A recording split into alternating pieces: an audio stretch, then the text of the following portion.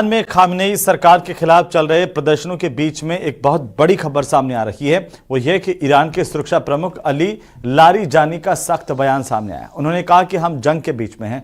Ali Larijani के मुताबिक उनका ये कहना है कि ईरान में ना तो कोई अमन है और ना ही सीज फायर।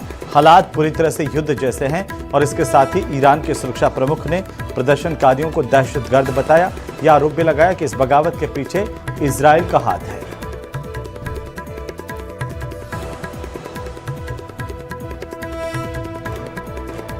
ईरान के सुरक्षा प्रमुख का बड़ा बयान सामने आया है। कहा कि ईरान में युद्ध जैसे हालात हैं। अली लारिजानी ने कहा कि हम जंग के बीच में हैं।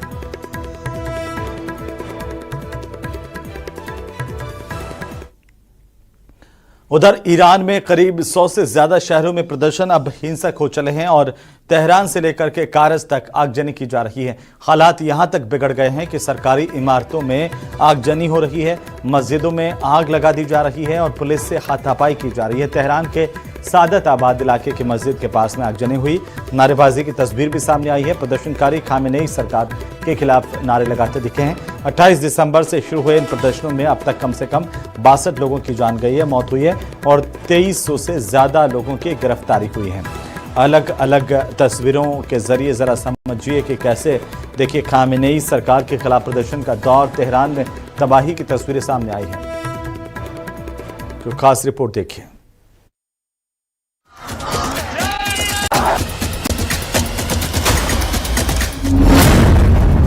ईरान में और भड़की विरोध किया। सरकारी इमारतों और गाड़ियों में आगजनी। कई शहरों में प्रदर्शन हुआ भयंकर।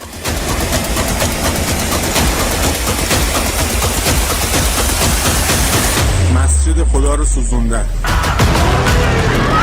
ईरान की सड़कों पर गुस्सा अब खुलकर सामने आ गया है। तेहरान समेत कई शहरों में प्रदर्शनकारियों ने खामेनेई शासन के खिलाफ जोरदार विरोध किया।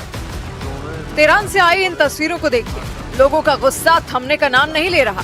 प्रदर्शनकारियों ने ईरान के पुराने शाही प्रतीक शेर और सूरज वाले झंडे को लहराया और जगह जगह आगजनी की। इंटरनेट और इंटरनेशनल कॉल पूरी तरह बंद होने के बावजूद प्रदर्शनकारी डटे रहे।